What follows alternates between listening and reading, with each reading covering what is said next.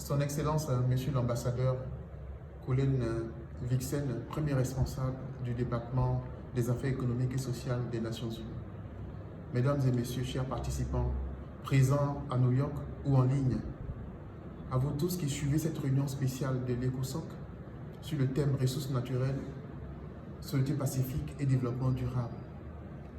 Distingués invités, Mesdames et Messieurs, en vos titres et qualités respectifs, c'est un honneur pour moi d'avoir été invité à cette importante rencontre de haut niveau et c'est aussi un privilège de prendre la parole en ma qualité de coordonnateur de la coalition de la société civile du processus de Kimberley. La coalition de la société civile du processus de Kimberley est une coalition d'ONG réunies pour faire entendre la voix et accroître la visibilité des communautés touchées par l'extraction de diamants et pour aligner le secteur des diamants sur les normes de bonne gouvernance et de conduite responsable des entreprises. Nous comptons à ce jour 15 organisations membres provenant de 11 pays, dont 10 du continent africain, à savoir de la Sierra Leone, du Libéria, de la Guinée, de la Côte d'Ivoire, de la Centrafrique, du Cameroun, de la République démocratique du Congo, du Botswana, du Lesotho, du Zimbabwe et une organisation provenant d'Europe, précisément de la Belgique.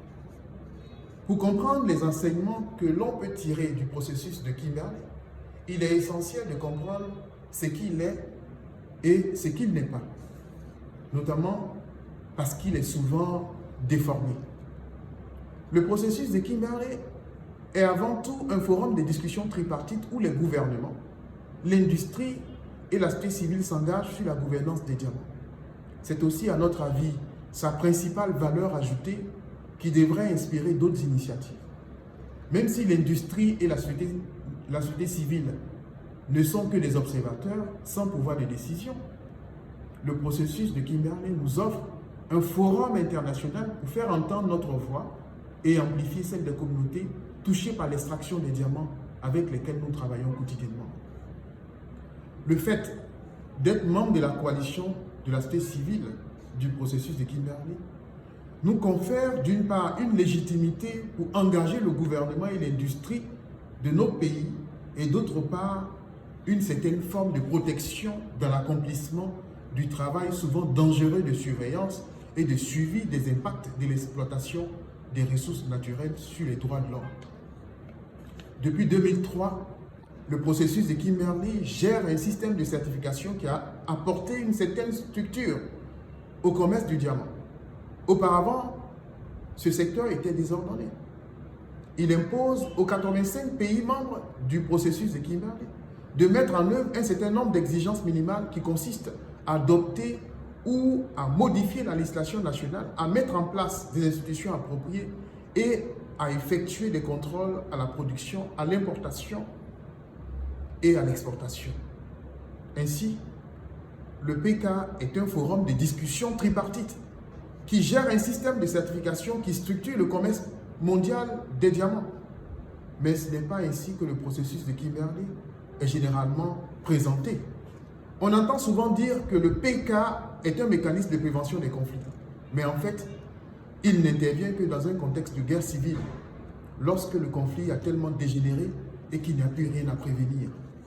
Il définit le conflit de manière étroite, c'est-à-dire comme une situation dans laquelle des rebelles cherchent à renverser des gouvernements légitimes et qui ne traitent pas des autres formes de violence généralisées ou systématiques qui sont aujourd'hui encore associées à l'extraction de diamants dans un certain nombre de pays.